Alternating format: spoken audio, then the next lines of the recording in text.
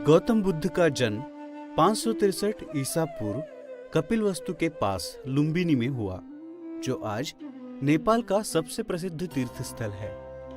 उनके पिता का नाम राजा शुद्धोधन था, जो शाक्य कुल के राजा थे, और उनकी माता का नाम रानी माया देवी था। उनके परिवार वालों ने उनका नाम सिद्धार्थ रखा। दुर्भाग्यवश माया देवी का निधन सिद्धार्थ के जन्म के 7 दिनों बाद ही हो गया। माया देवी की मृत्यु के बाद सिद्धार्थ का पालन पोषण माया देवी की बहन और राजा शुद्धोधन की दूसरी पत्नी महाप्रजापति गौतमी ने किया। कहते हैं कुछ विद्वानों ने ये पूर्व सूचना दी थी कि सिद्धार्थ बड़े होकर एक महान राजा या फिर एक महान सिद्ध पुरुष बनेंगे। विद्वानों की बात सुनकर राजा शुद्धोधन चिंतित हो गए। दुनिया के दुखों से बचाने और संत बनने से रोकने के लिए उन्होंने सिद्धार्थ को महल की चौखट कभी पार ही नहीं करने दी, और इस बात का ख्याल रखा कि वो कभी बाहरी दुनिया और उनकी पीड़ाओं के समक्ष न जा सके। उन्होंने सिद्धार्थ को वो हर एक शिक्षा दी जो उन्हें राजा बनने के योग्य बना सके, परंतु वो भी महल के 4 दीवारों के अंदर। जब सिद्धार्थ एक योग्य उम्र के हुए, तब राजा ने उनका विवाह राजकुमारी यशोधरा से कर दिया। कुछ समय पश्चात यशोधरा ने एक पुत्र को जन्म दिया, जिसका नाम उन्होंने राहुल रखा। राजा शुद्धोधन ने सिद्धार्थ को हर एक सुख सुविधा उपलब्ध करके दी थी, जिससे उन्हें कोई कमी महसूस न हो सके। परंतु चाहे जितनी भी सुख सुविधाएं उपलब्ध हो, कोई कितनी देर तक महल के 4 दीवारों में बंद रह सकता है।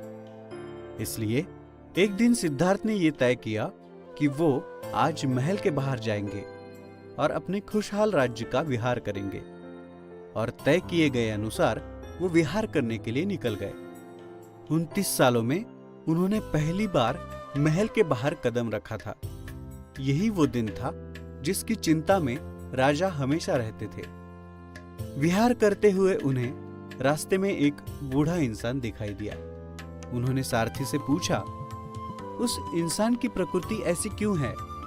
सारथी ने कहा, सभी लोग अपने जीवन में बूढ़े होते हैं। तब सिद्धार्थ को पहली बार यह पता चला कि इंसान बूढ़ा भी होता है। कुछ देर बाद उन्हें एक बीमार व्यक्ति दिखाई दिया। उन्होंने फिर से सारथी को उसके बारे में पूछा। तब उसने बताया कि इंसान को जीवन में बीमारियां होती रहती है। सिद्धार्थ इस बात से भी अनजान थे। आगे उन्हें एक शव यात्रा दिखी। सिद्धार्थ ने फिर से सारथी को इस बारे में पूछा। सारथी ने उन्हें बताया कि जो भी इस दुनिया में आता है, उसे एक न एक दिन इस दुनिया को छोड़कर जाना पड़ता है। थोड़ा आगे जाने के बाद उन्हें एक सन्यासी दिखाई दिए। उन्होंने फिर से सारथी को सन्यासी के बारे में पूछा। तब सारथी ने उनसे कहा कि ये एक सन्यासी है। जब कोई इंसान अपने जीवन की सुख सुविधाओं को त्याग देता है, तब वो सन्यासी बन जाता है। और फिर वही बात हुई जिसका राजा को डर था। सिद्धार्थ जीवन के दुखों से परिचित हो चुके थे। विहार के दौरान देखी हुई बातों ने उन्हें सोचने पर मजबूर कर दिया। वो ये सोचने लगे कि जब इंसान को इस दुनिया में आकर दुख ही सहना है, तो इस वैभव का क्या अर्थ है?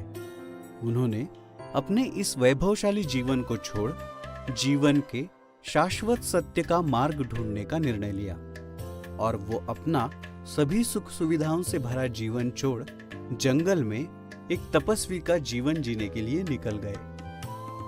उन्होंने कई तपस्वियों का मार्गदर्शन लिया। तपस्वियों ने जो जो कहा, सिद्धार्थ ने वो सब किया, परंतु वो जो जानना चाहते थे वो उन्हें नहीं मिल पा रहा था। एक दिन वो आकर एक पीपल के वृक्ष के नीचे बैठे और उन्होंने दिन रात कड़ी तपस्या की, जिसका फल उन्हें वैशाख पूर्णिमा के दिन मिला, जब उन्हें उनके प्रश्नों के उत्तर मिल गए। संसार के ज्ञान का बोध होने के बाद सिद्धार्थ गौतम बुद्ध बने, और जिस पीपल के पेड़ के नीचे उन्हें बोध मिला वो बोधि वृक्ष कहलाया गया। बोधि वृक्ष के नीचे 4 सप्ताह तक उन्होंने धर्म के स्वरूप का चिंतन किया और फिर बुद्ध धर्म का प्रचार करने निकल पड़े। उन्होंने लोगों को मध्यम मार्ग का उपदेश किया और 4 आर्य सत्य, अष्टांग मार्ग तथा अहिंसा का प्रचार किया।